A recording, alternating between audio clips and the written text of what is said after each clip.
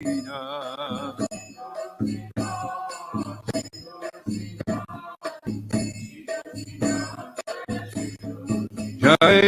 Giridharira, Giridharira, Giridharira, Giridharira.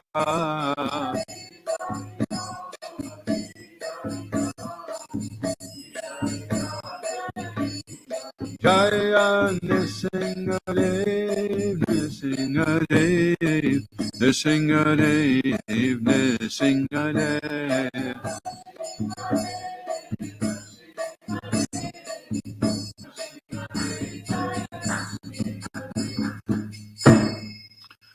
Shishikol Nitai Maya Pachashi Ki Jai, Srila Prabhupada Ki Jai, ISKCON Guru Vrinda Ki Jai, Go Premanandi Haribol.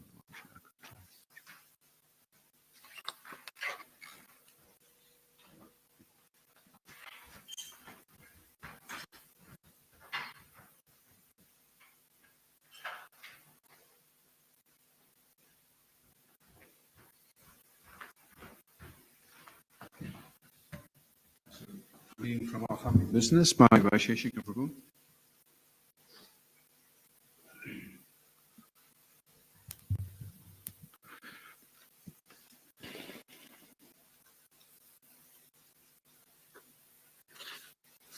This is a chapter. The more you show, the more you sell. Display the books. Books need to find their readers. If their authors hadn't wanted us to read what they'd written, they wouldn't have undergone the labor to publish their works in the first place. Srila Prabhupada certainly wanted his books displayed. He says so hundreds of times. One meaning of the word display is a prominent exhibition of something in a place where it can be easily seen. Here are two of many examples in which Srila Prabhupada requests his disciples to display his books. And this is Srila Prabhupada speaking. I think so many men will be glad to receive our books, so please utilize this opportunity. Simply requires determination and imagination. Maybe you can get the Indian ambassador and his wife to hold a meeting at which many important men can be invited. If he and his wife are favorably impressed, certainly they can hold a nice meeting one evening. At that meeting, you can speak and explain where our movement is and show slides and movies. Make a book table and display all of our books. Never mind if they also like to read from Ramakrishna. If you give them our Krishna book to read, very soon all of the taste will go away. Please report to me fortnightly and correspond with your other GBC men as well. I request that you always display and distribute my books wherever possible. The statements that Srila Prabhupada makes about displaying his books contain three basic elements: to display his books with determination, with imagination, and wherever possible. Let me clarify. Okay, so then he goes on to break down what determination means, innovative displays,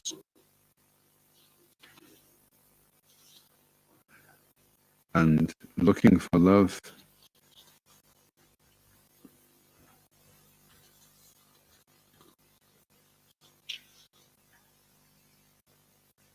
Interesting.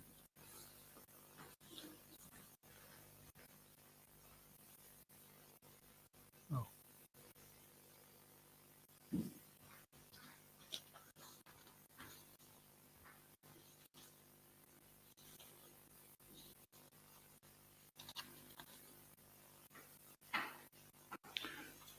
So it's funny, the third section is wherever possible, and he makes that into looking for love.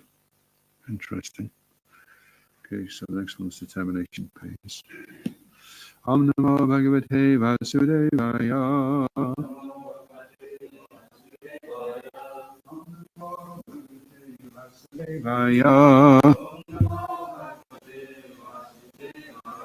Om Namo Bhagavate Vasudevaya. So we're reading from Srimad Bhagavatam. It's Gajendra's Surrender, chapter 8. All right. Actually, I'm on chapter 8, canto 8. That's interesting. How come this is here then?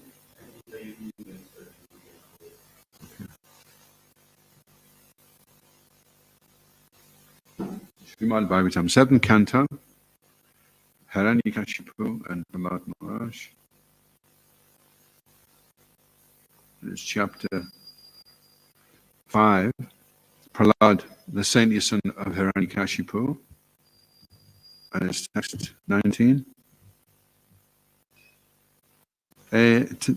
Tata enam guru gyatva, tata enam guru gyatva, gyata gaya chatustayam, gyata jaya justayam, dechandram dashayam asha, decha andram dashayam asha, matra mishtam alankritam, matra mishtam alankritam, tata enam guru gyatva, gyata gyaya chutastaya, te chandram dashayam asha, matra mishtam alankrita, tata enam guru gyatva, gyaphageya chatustaya, dayantram dashayam asha,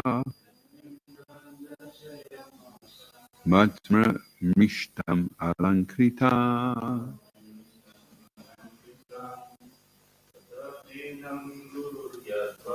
tata enam guru tattva,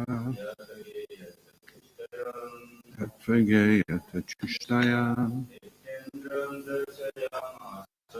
Yayudadasha asha, matramistam alankritam,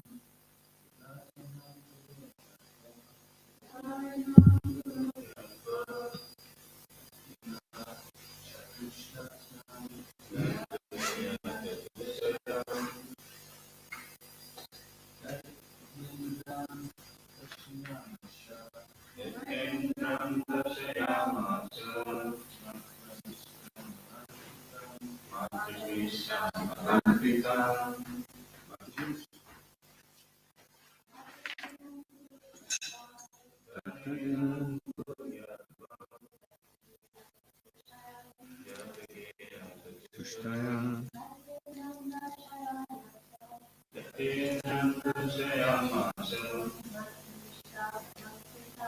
matramistam alankritam, tata enam guru gyatva, gyatvageya chatustayam, ayantayam dayashayam asha, matramistam alankritam, tata.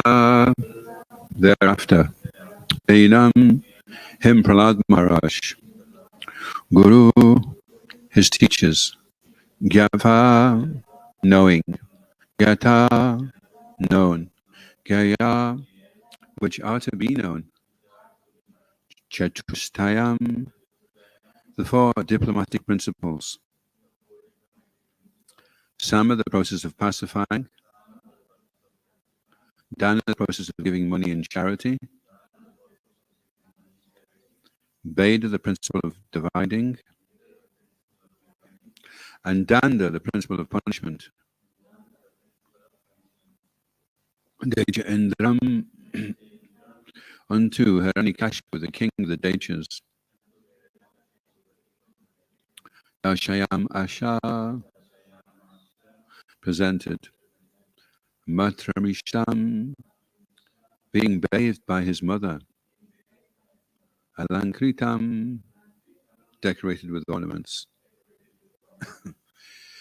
After some time, the teachers Sanda and Amaka thought that Prahlad Maharaj was sufficiently educated in the diplomatic affairs of pacifying public leaders, appeasing them by giving them lucrative posts, dividing and ruling over them, and punishing them in cases of disobedience.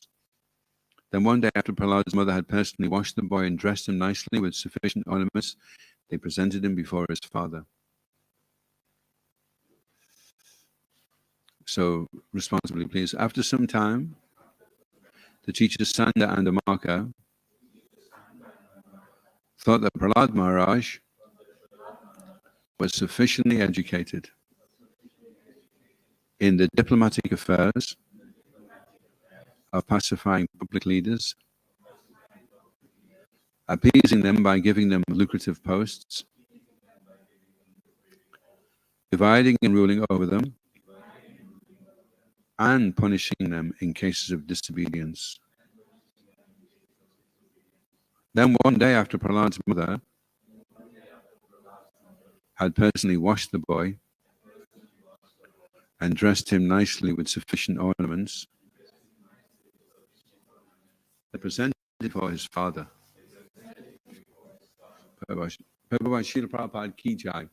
It is essential for a student who is going to be a ruler or king to learn the four diplomatic principles. There is always rivalry between a king and his citizens. Therefore, when a citizen agitates the public against the king, the duty of the king is to call him and try to pacify him with sweet words, saying, "You are very important in the state. Why should you disturb the public with some new cause for agitation?" If the citizen is not pacified, the king should then offer him some lucrative posts as a governor or a minister, any post that draws a high salary, so that he may be agreeable. If the enemy still goes on agitating the public, the king should try to create dissension in the enemy camp. But if he still continues, the king should employ argumentum ad baculum, severe punishment, by putting him in jail or placing him before a firing squad. The teachers appointed by Hiranyakashipu taught Prahlad Maharaj how to be a diplomat so that he could rule over the citizens very nicely. Om Agana Timirandasya Gananjana Shalakaya Chaksharan Militam Jena Tasmai Shri Gurave Namaha Shri Chaitanya Manobastam Stapitam Yena Bhutale Swayam Rupa Kadamayam Dadati Svapadantikam. Jaya Shri Krishna Chaitanya Prabhu Nityananda Shri Adhoksaja Gadadha Shivasadi Gaurabhaktarinda. Hare Krishna Krishna Krishna Hare Hare, Hare Rama Rama Rama Hare Hare. Vancha Kalpatarubhyascha Kripa Sindhubhyevacha Paritanam Bhavnebhyo Vaishnavebhyo Namo Namaha. So, the four things that were being taught in modern education are what Prahlad was being taught back then, millions of years ago. And what are the four things?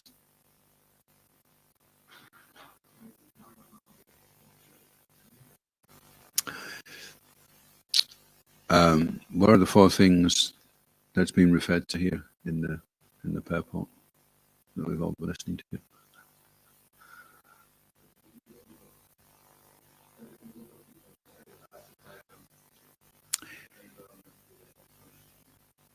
Yeah, if you're dealing with a state and you're trying to run the thing smoothly and there's some decision, then first of all you try to pacify the person, flatter him, then give him some lucrative post, and then if that doesn't work, dissension, cause dissension in his camp so that his own people go against him, and if that doesn't work, then it's jail or the firing squad. Argumentum ad baculum. Argumentum ad baculum. So that's the final stage. So to one degree or another, that's how the education system is based.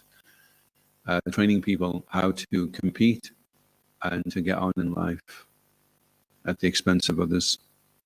Everyone has to go out there. When I was studying advertising, then we were told that the point of advertising is to rip off suckers. That's what our teacher, Mr. Nightingale, told us. He says there's a lot of people out there. He says, what are they? We're looking out the window. and he says they're suckers. He says, and what's the only thing you can do with a sucker? So he goes, rip them off. The only good thing you can do with a sucker is rip him off. So maybe it's not getting taught quite so overtly as that, but to one degree or another, everyone is being encouraged to go ahead and compete. And if they have to employ certain means to achieve their success, then that's justifiable, as long as they can be successful. So the problem is, of course, not everyone can be successful. Only a small percentage of society can be successful like that. So how to keep everybody treated equally, while simultaneously accommodating the 4 different varnas. So you have Shudras, the working class, Vaishyas, the mercantile, Kshatriya, the warrior, and Brahmin, the thinker. So how to employ a political system which accommodates all the different varnas. So it's explained that for Shudras, communism works well. They all get the same amount, they all live in the same houses, and everyone's equal. And for the Vaishyas, capitalism works well. That they go out there, they invest money, they generate income, they provide jobs, and then they're supposed to distribute the profits. And then for the warriors, monarchy works well. They become a leader. If there's war, they lead the army into battle, and they protect the citizens. So for the Kshatriyas, monarchy works. And then for the Brahmins, anarchy works. The Brahmins live outside of society. They don't pay taxes. They don't have to comply with the general situation that the other varnas are governed in. But they give unbiased advice to the kings how best to run the state. And because they live in a poverty-stricken condition, and the Brahmins cannot be corrupted, they live aloof from society in their little huts and caves in the mountains. And they come down and they say, we've been looking at the stars, and we would advise you, king, that this is the best course of action to take. So that's how the 4 political systems integrate in society as a whole. But if you try to make it a classless society and make everyone Shudras, it won't work, because some people will invest their money and they'll get ahead better than others. And some will want to lead and push other people around. And some will just be, they won't be interested no matter how many material goods you dangle in front of them. It won't motivate them, they won't be interested. They'll be more questioning, what is the point of life? Why are we here? So that is happening anyway. And that's why society is chaotic, because they're trying to force everybody into the same political situation. And it doesn't work because people are different. So the best educational system is to find out what varna the child is from a very early age, and then educate him accordingly. Why waste so much time teaching a Shudra information which he won't even need? 99% of the stuff we learned at school was of no use later on. So all that time spent hearing it, all the books printed for us to read about it, and all the teachers employed to talk about it, were all a complete waste of time.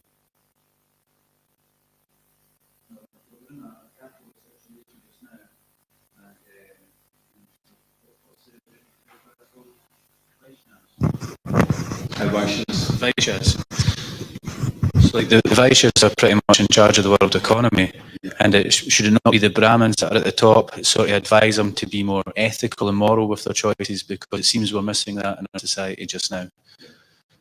That's why we need Hare Krishna devotees to run in politics, and their manifesto can be, you can trust me, I don't have illicit sex, I don't take intoxication, I don't eat, I don't gamble, and I chant the names of God for 2 hours every day. You can trust me, vote for me. So that's what we need. Prabhupada wanted, he had some devotees that were running for political positions. But the problem you've got, you see, is the mass of people are Shudras. So if somebody stands up and says, alcohol will be half the price, and opening hours will be till 2 o'clock in the morning, then everybody will vote him in, because the majority of people are Shudras. So the Shudras get the vote. So it doesn't work, you see. Whereas actually it's the Brahmins who should be voting. The Brahmins want to have the discrimination to be able to decide whether this person is a good leader. And the leaders we have now, the Brahmins wouldn't elect them. They would say, well, look at his personal habits, his private life, look at the way he conducts himself. He has a track record of being a continual liar. Therefore, this person is unsuitable for the job.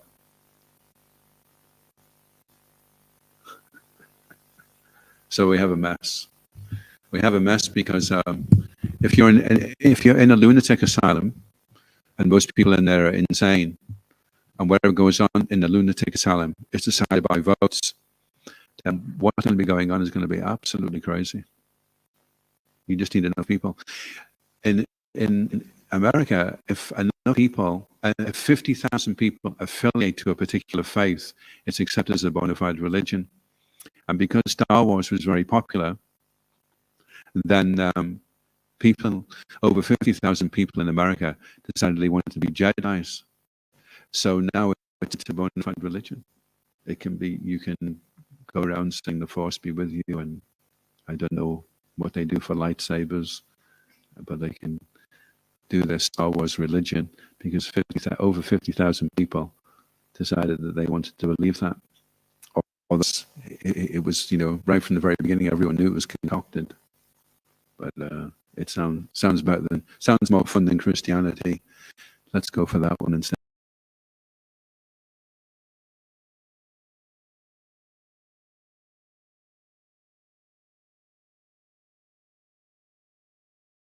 We have a very difficult situation because how do you reverse that process? How do you take the vote away from the Shudra? You're not going to be too happy with that. And you just have like an elite people, and they would elect leaders, and they would maybe not be popular because they would elect leaders that would say, okay, from now on, nobody gets an unemployment benefit. You have to work. If you don't work, you don't get anything. If there's no jobs, then you script graffiti off the side of bus stops. You help old ladies across the road. You pull weeds out of the parks. You do something. Nobody gets anything for nothing. Now, that's not going to be very popular, is it? There's a lot of people that just like to scrounge and not do anything. And it doesn't work on a small scale. If you have a small community of 20 people and 5 of them just want to turn up on Sunday and eat out of house and home but do nothing during the week, it doesn't work. It doesn't work on the grand scale. What percentage do we have of people that are not employed? They're either unemployed or they're unemployable. But for one reason or another, they lack the discipline to apply themselves to generating any type of wealth in the society. So that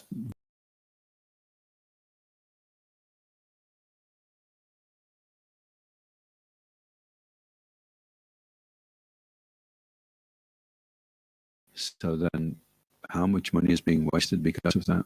And then how much money, it used to be, I remember I saw a poster once, and it was a family with a nuclear missile in their trolley. They're walking down the road with it, and it says the average family, and this was years ago, spends £22 a week on defense. So it must be way over that now. So how much funds is being spent on bombs and tanks and airplanes just for the inevitable war that everyone is planning is going to happen? That could have been spent on parks and hospitals and nice facilities where people could just be walking around in the city centre. There's a whole building where you can just go in and read or look at some nice exhibitions. All that money could have been spent. Like we hear descriptions of Howard Walker and how it was set up with nice roadways, and the roads were fragrantly perfumed every day. Elephants would come in, they would inhale their water, rose water, and spray it. There was nice incense burning and beautiful flowers in pots hanging. Everything was like gorgeously decorated. That's what it could be like if we weren't wasting all the wealth. And then if we have to have a war, then the Kshatriyas would go out and they would go to a land like Kurukshetra where nobody else would be harmed, and they would have a fight. So the Chinese warriors would go there, and the American warriors would go there, and they would, people that like to fight, and they would have a fight, and whoever won then that was it. There would be a kingdom to win. Now, you drop nuclear bombs, and Shudras get killed. There aren't warriors. Women, children, old people get killed. They have nothing to do with it. They just sit in the house minding their own business, and boom, they're finished, you know. And then the side wins, and then what do they have? There's nothing. There's no kingdom to win. In war now, nobody wins. Then they go into this city that's been smashed to smithereens, and they haven't got the money to build it up, or the time, or the interest. So nobody wins. And if there's a nuclear war, like Putin was saying, if there's a nuclear war, when we've dropped all the bombs, there won't be much left to be worth living in afterward. It'll just be a mess. Well, the ruling class benefit from the wars. They have our society set up in such a way to keep us all distracted as so-called enemies, which keeps them in power. They control the information we get, and our so-called democracy is controlled by them to keep the situation as it is. Yeah. Yes, so that's, and in the Bhagavatam it says, Pranal Pisasya Kalabe, yes, Mandasaman Matyaman Bhagavatam, O learned one, the teenage of Kali men have put short lives. They're cross, lazy, misguided, unlucky, and above all, always disturbed. And I just saw yesterday, it was a very disturbing video, and it shows you what happens to male chicks. When male chicks are only 1 day old, they just go down the chute, and then they grind them, you know, grind them alive. So you can't have that type of thing going on, and then not expecting a reaction for it in the future. You know, everyone's implicated, yeah, everyone's implicated. And so we're in amongst it all. There's collective karma going on. So although you yourself may be innocent, you may be a vegetarian, and you've never sworn your entire life, and you're living in your little council house, but when the bomb goes, everyone gets flattened. I mean, it's even so twisted that they say that the reason why they have people living in skyscraper buildings all on top of each other, so that where there's a war, it's cheaper to kill them, because you can just bomb them all in one place. They'll all get squashed at the same. Whereas there's plenty of land, you could spread people out if you wanted to. So it's not even, when there's war, it's not that we're fighting against one side. Both sides have decided to do this, and we're just the cannon fodder. Cannon fodder. And because innocent animals are being killed, then in the same way innocent people are being killed, the karma comes back onto society. And that's why it's so important that we go out onto the streets and we fill the atmosphere with the vibration of the Lord's holy names, because that will purify everything. The karma will become freed. Prabhupada said if it wasn't for the Sankirtan movement, then there would have already been a war. Long, long ago, you know. So it's our Sankirtan, our chanting, our praying, our observing Mangalarti, Guru Puja, our chanting the holy names. This is holding back the tide of Kali. Otherwise, it'll come in full force, you know. And if we can increase it, like this year, all the devotees that have been on a marathon for a month, we all met in London, one of the busiest, most sinful cities in the world. And we had nearly 100 devotees just going full on Harinam Sankirtan, you know, instruments, mridangas. So that will have a powerful effect globally on what's going to happen in terms of the future, because the devas, the demigods, are watching what's going on. And basically what's going on is eating, mating, sleeping, and defending. All animal activities are just going on in human society. And then in the midst of it all, the Yuga Dharma, the chanting of the holy names, congregational chanting, is suddenly going on like a light in the dark. And it's the only thing of any real noteworthy significance, is whenever the Yuga Dharma is being performed, then the devas immediately are looking, wow, okay. And then because the devas are satisfied by Yuga Dharma being performed, then they can give facility and blessings, and then we can actually prosper as a society. And that's why Prabhupada's saying in our early business, present the books to the big people, to the big leaders. If the big leaders start realizing the truth of the Bhagavatam, the Bhagavad Gita, then that will have a huge effect on the outcome of society. And we're approaching people on the street, which are many Shudras. Then if we go into the businesses, then we can meet some Vaishyas and some Kshatriyas. But it's rare you'll find a Brahmin in Kali Yuga.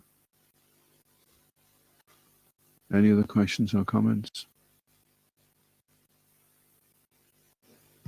Would it be helpful if we were to do Harinam outside, say, the Scottish Parliament, or, you know, go to the council offices and distribute books and things like that to the people that work there? Anywhere and everywhere, yeah, would be good. There's so many things that we could do and would all be useful. Going away for a retreat and immersing ourselves in the holy name. We have to look at what's going on externally, and we have to look at what's going on internally as well. How are we doing? Prabhupada said the highest principle is to save yourself. So we help so many people, but the first person we have to help is ourselves. We have to get on solid ground, and we have to overcome the big obstacles that are facing us as we're going on our way back to Godhead in Madhura Kandambani. And also Srila Bhatno Thakur explains how there's distraction, there's sleep, there's indifference, there's attraction to other things. These are all obstacles that will sway us off the path. And we have to look at that as well. We have to think, how am I doing in my Krishna consciousness? Am I enthusiastic? Am I charged? Am I overflowing with affection for God? Ishikodantai Mai Pashashi Ki Jai. Shri Tulsinath Maharaj Ki Jai. Shri Giridhari Lal Ki Jai. Shri Nrsimha Bhagavan Ki Jai. Shrimati Vrinda Devi Ki Jai.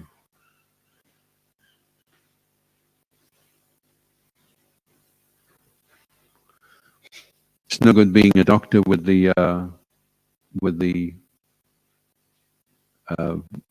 vaccine for the epidemic if you're so busy giving it to everybody else, and then you suddenly die of it yourself.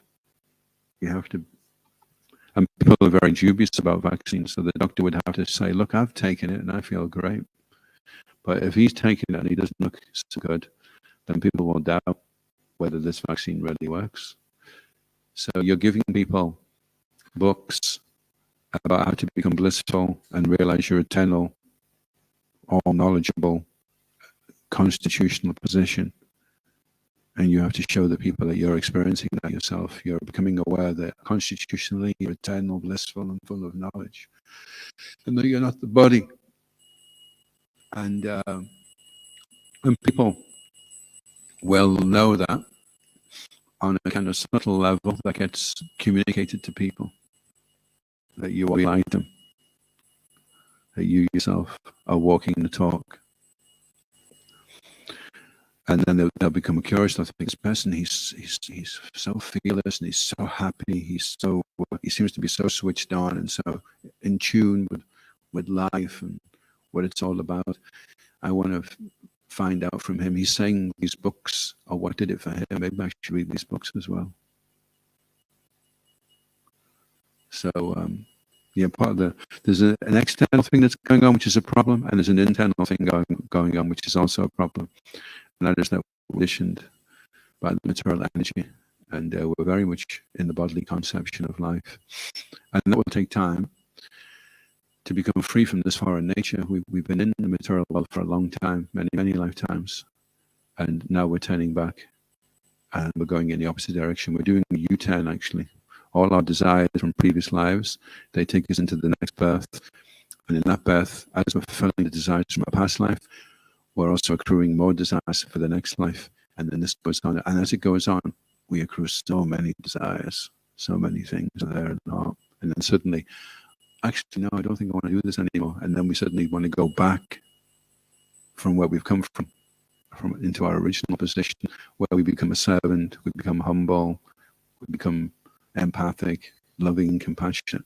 So we're really going against the grain, you know. Any questions or comments?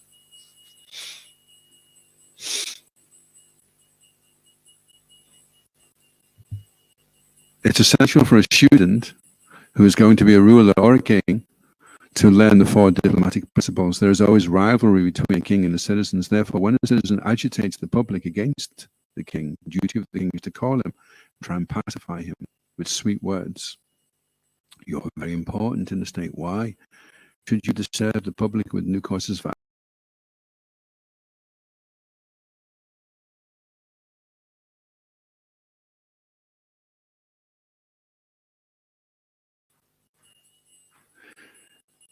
so that he may be agreeable? If the enemy still goes on agitating the public, the king should try to create dissension in the enemy's camp. And if he still continues, the king should then employ momentum ad baculum, severe punishment, by throwing them in jail or placing him before a firing squad. So it's interesting. This is Prahlad is he's the son of the emperor of the universe. So obviously he's going to get the best of everything. And so he's been trained not to be a citizen, but trained to be a leader. And there's no emphasis here on the qualities or the character of the leader, but more on the strategy that the leader needs to use to subjugate the people. And of course, Hiranyakashipu, he didn't really have to worry too much about pacifying people or offering them lucrative posts. He was so powerful, he could chastise anybody that stood up against him. So, and that's why they were so afraid of him, because a lot of the time it's just the firing squad.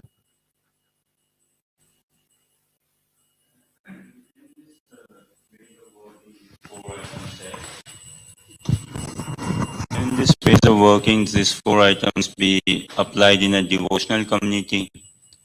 Can it be applied in a devotional community? Well, like you have a firing squad, and just before he says, okay, say Haribol. Haribol. Like that. Maybe slightly milder version, but yeah. Slightly milder version, say. But milder version. They just, you maybe put him in the stocks, just throw leftover prashadam in his face.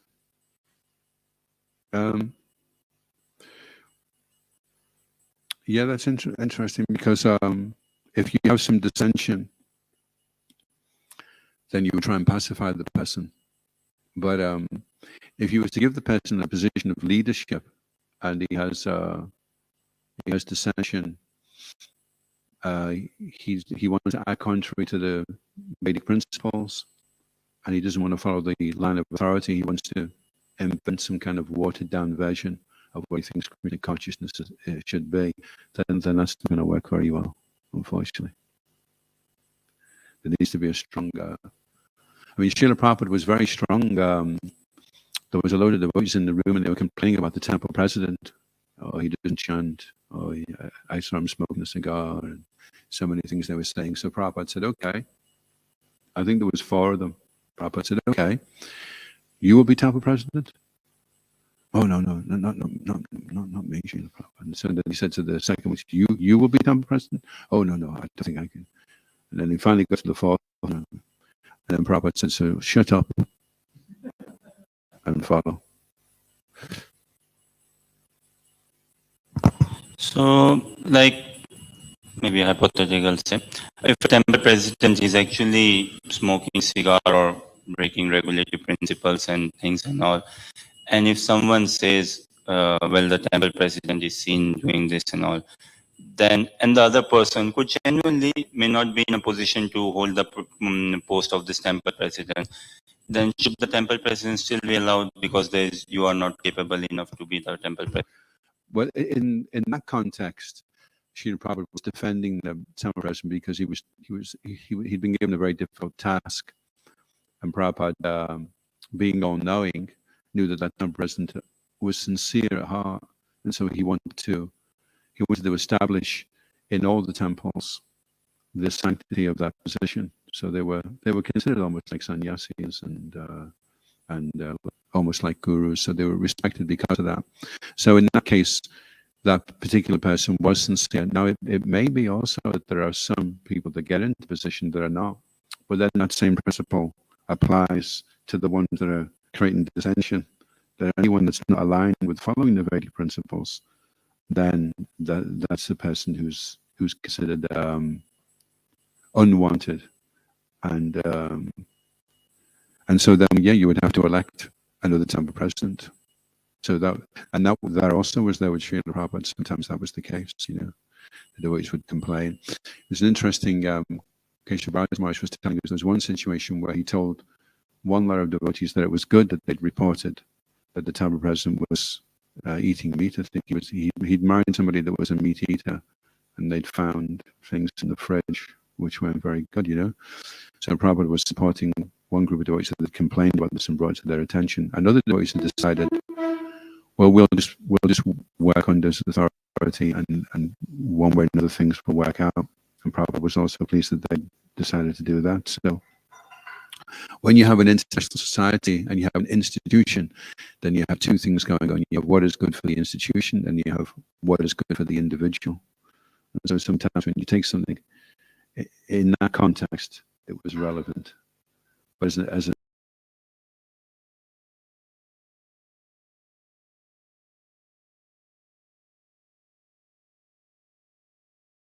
the prerequisites for the eligibility of a leader in ISKCON.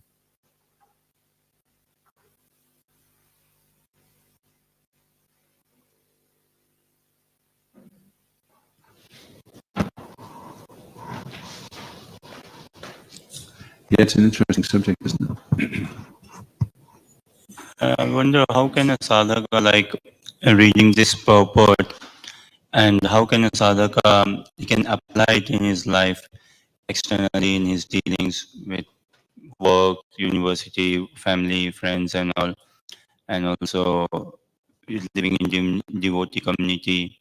All this, giving flattery. If flattery doesn't work, if gifts and all doesn't work, then take on to the next stage, sort of.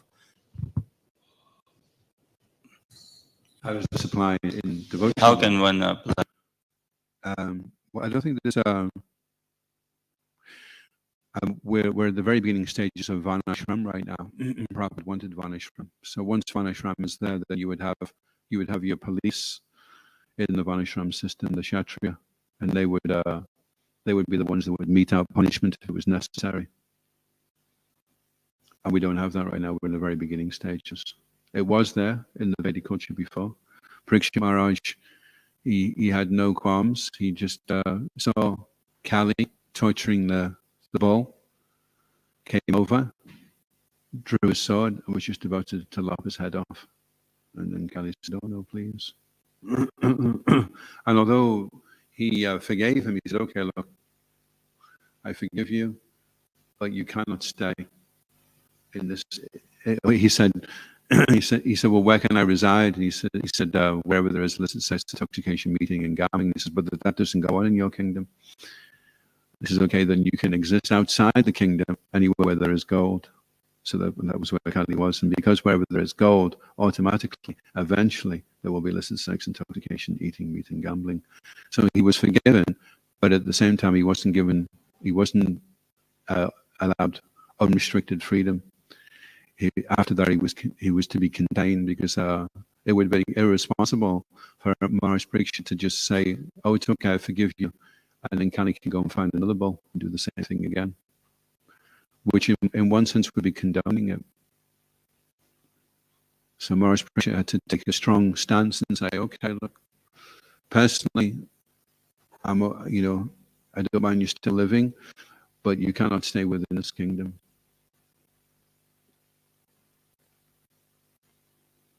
Where can I go? You can go anywhere there's gold. So that was the system. There was severe punishment was there, and that's fine. And in these countries where they do have severe punishment, there's no thievery. There was one person was telling me that they'd left a pearl necklace accidentally draped over a chair in a hotel, and then it can't come back an hour or two later, and no one had touched it because in that country, I think it was Dubai, one of these countries like that. If you get caught stealing, then they just chop your hand off. So that's what severe punishment does.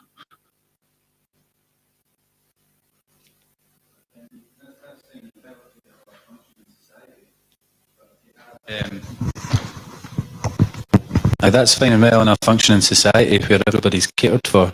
But if you have people who are, not so well off and don't have food to eat and, don't have any kind of support, then are you going to just chop their hands off because they've stolen some bread? I mean, can we say that Dubai is an enlightened country? You know? Yeah, it's an example of what happens if you have severe punishment. It's not necessarily, I'm sure there's other bad sides to that as well, how it can be misused, because somebody could just come along and decide that you're a thief and chop your hand off anyway.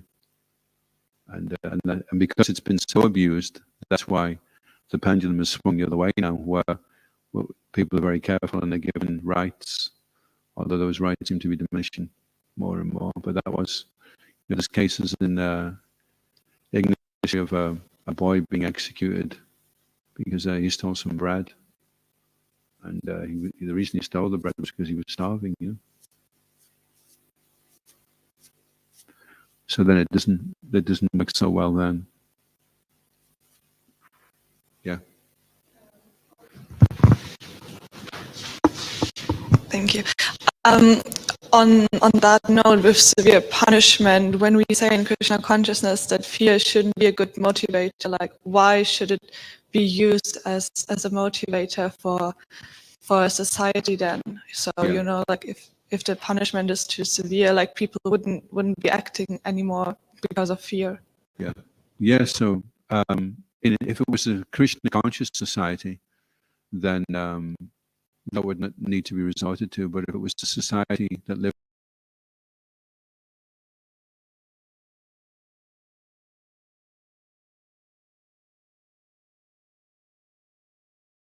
severely abuses somebody else, then the punishment should be severe because of the way they behave. So they get what is according to the conduct that they've, otherwise people would take advantage of society and say, well, I can do so many things and I'll only get so many years for it. I'll be back out anyway. So therefore, I'll just, okay, there's a bit of a risk. I could kill this person, get a lot of money, and if I get caught, I could go again in 5 years anyway. So that doesn't work so well either. But if you had a society that was Krishna conscious and all the members were practicing Krishna consciousness nicely, and then those types of really severe bad practices, bad misconduct wouldn't take place in the first place, and it wouldn't need a severe punishment for it. But when people's consciousness becomes more and more influenced by the lower modes of material nature, then these bad activities start to take place, and then there'll need to be some form of reformation. It's not necessarily that punishing people works so well, but it's interesting. Krishna says in the Bhagavad Gita, in the 10th chapter, he's describing how he manifests himself in nature, and he says, of all means of suppressing lawlessness, I am punishment.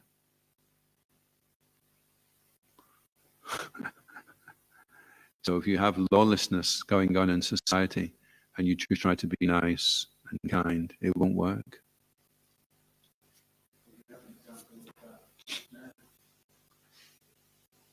You have places like the island of Haiti where gangs have overtaken it completely, and there's not going to be any reasoning. You can't say, well, we'll all just be nice now, we'll give you some money. They're past that, so they've had to be, international forces have had to go in to sort of take that out. And there's another South American country where they arrested all the people affiliated with gangs because, the gangs have got such a foothold in the country. And our countries are criticising the act, but how else are they going to sort the problem out? It's interesting because Prahlad, I mean, the whole crux of this question is Prahlad is rejecting. He's being told all these things. And his father's sitting down and saying, "What's the best thing, son?" And Prahlad's rejecting all these, dealing them with this way, using nice words, severe punishment. He's rejecting all that. He's a pure devotee, and he's saying, "No, no one is an enemy, Father. We just have to get them to chant and serve and remember Krishna, and then everything will be fine." So if you had someone like Srila Prabhupada leading the country, then he would be like Prahlad Maharaj. He would be saying the same thing, And one time, one devotee, he left and he stole a load of money. And they went to Prabhupada and they said, "Prabhupada, what should we do?" And Prabhupada said, "There's only one thing we can do." And all the devotees were like, and he said, "Forgive him." So that was Srila Prabhupada's example of how we as a Krishna conscious society should deal with people in a very forgiving and compassionate way. And if you have a leader like Srila Prabhupada, Prahlad Maharaj, then it can work.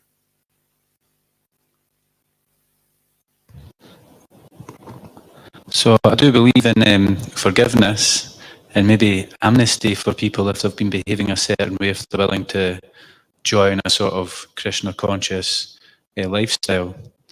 But just suppose we're in a situation where many people will refuse to do that and give up their privileges. What is the Krishna conscious way of dealing with that? You just lock them all in a place, put them to work somewhere, or like you just execute them. I mean, because there's people who are so addicted to their sense gratification and their power that they'll actively, fight against any kind of movement that will restrict that.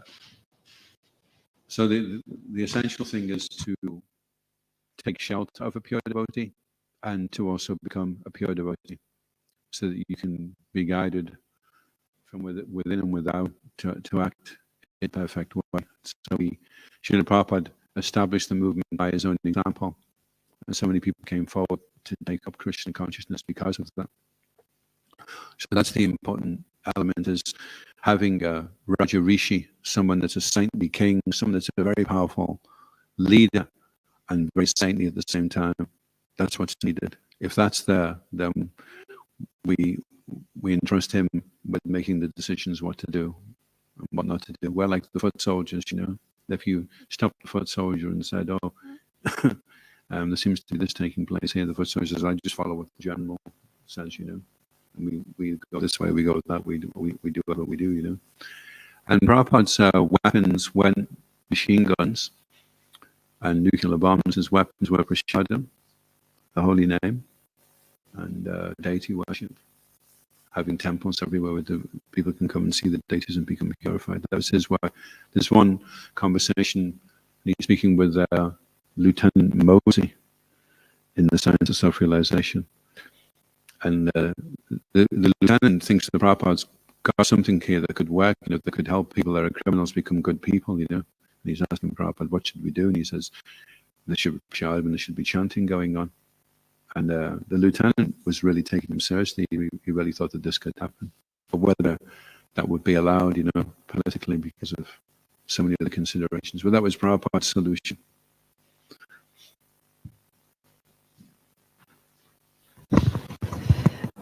Also, I have a question, because we say people, the only solution would be for people to get Krishna conscious, but then I don't know where it says that, but somewhere it says only 1 in a million people get serious about taking up Krishna consciousness.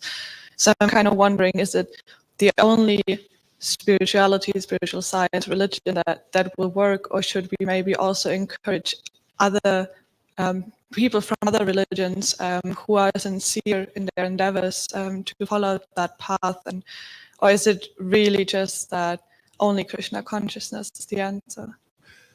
Yeah, thank you. Yeah, it's interesting because out of many millions, one will become a pure devotee, but everybody will see Lord Jagannath going past on a Rath Yatra cart, And anyone that sees Lord Jagannath, they get special liberation just for seeing it, or just by taking prasadam.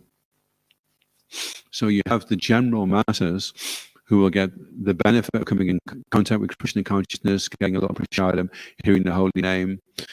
That's by Kartik Chandra. He was talking about that, wasn't it? So the initial thing is, say a person just sees the book, and they say, oh, it's a nice book, but then they decide not to take the book. They just give it back, and they don't give any donation. They don't read the book. Because they've done that, they guarantee the human form of life in the next life, so that they can take off from where they've left off. That's so. If we all go out today and we decide we're just going to show people the books, get some little appreciation, and we don't distribute one book, we've still had a huge effect on what's going to take place. It'll take some lifetimes, but we're laying the foundation for that, so it will take place in due course of time. And then of those people, the next stage up is ones that they actually like the book, they give a donation, they take it home, but they don't actually read it or apply it. And then the next stage up from that is they buy the book, they take it home, they read it, and they apply it. And then the final stage is, which is very rare, is that they read the book, they like it, they follow it, and they go back to Godhead in that lifetime. So then that becomes very rare. But the other ones that have taken those first steps, it's not that they're finished. They go to the next stage in the next life, then the next stage, and then they do. So over a period of 4 or 5 lifetimes, those rare ones start to become not so rare, and it just takes time. And that's why it's said that in this age, there's a golden age for 10,000 years, and it will culminate because the society will become so saturated with the books and the prasadam and the holy names that eventually these personalities that are taking birth will be very evolved in their consciousness, and they'll take it very seriously. And then the more of them that there are, the more they'll have an effect on others. So it will really, like for 5,000 years, it will get better and better and better, and then it will peak, and then things start to diminish again after that. So the future looks very bright, actually, just by us throwing all these seeds out. Then over lifetimes, they'll fructify. And what was a very rare thing will start to become more and more commonplace. For the mercy of Lord Chaitanya Mahaprabhu and the Parampara. Srila Prabhupada ki. Oh.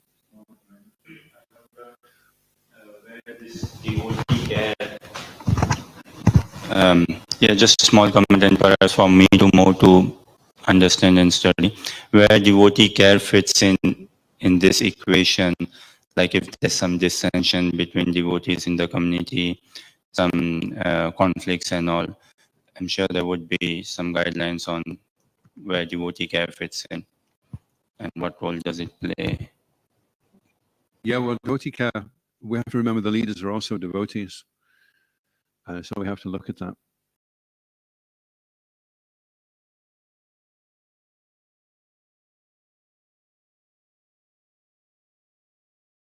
Go ahead with that. Relocation may be an option.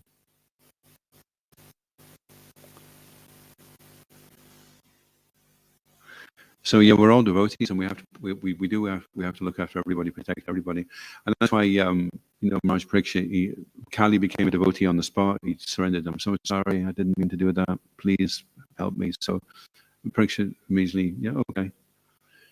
I wish you good luck. I hope it goes well for you, but not in my kingdom. So go and hang out in a place where there's gold, and do what you've got to do. And I won't interfere with that, but you don't interfere with me. It's going to go to Ki. Jai. Jai. Go to Premanandi Hari. Hare Bol. His Adhoksaja Krishna Prabhu ki.